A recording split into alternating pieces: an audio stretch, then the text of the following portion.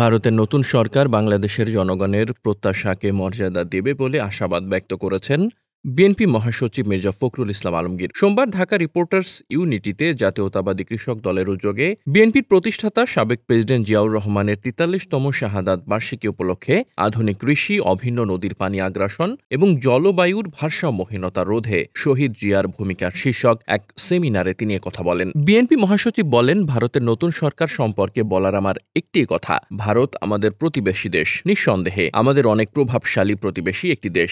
আমরা ভারতের নতুন সরকারের কাছে একটি আশা করব, তাদের দেশে যেভাবে জনগণ তাদের প্রতিনিধি নির্বাচন করতে পারে, এখনো তাদের নির্বাচন কমিশন যেভাবে স্বাধীনভাবে কাজ করতে পারে, তাদের বিচার বিভাগ যেভাবে কাজ করতে পারে, আমরা ১৯৭১ সালে সেই লক্ষ্য নিয়ে যুদ্ধ করেছিলাম। আমরাও আমাদের দেশে গণতন্ত্রকে সেভাবেই প্রতিষ্ঠিত করতে চাই। আমাদের প্রত্যাশা, ভারতের নতুন সরকার বাংলাদেশের জনগণের সেই প্রত্যাশাকে মর্যাদা দিবে এবং সেভাবেই তারা বাংলাদেশের সাথে সম্পর্ক গড়ে তুলবেন। জাতীয়তাবাদী কৃষক দলের সভাপতি কৃষিবিদ হাসান জাফির তুহিনের সভাপতিত্বে এবং সাধারণ সম্পাদক শহীদুল ইসলাম বাবলুর সঞ্চালনায় আয়োজিত সভায় আরো বক্তব্য দেন বিএনপির ভাইস চেয়ারম্যান শামসুজ্জামান দুদু, কৃষক দলের সহসভাপতি আনাম খলিলুর রহমান ইব্রাহিম, যুগ্ম সম্পাদক কৃষিবিদ মেহেদী হাসান পলাশ প্রমুখ।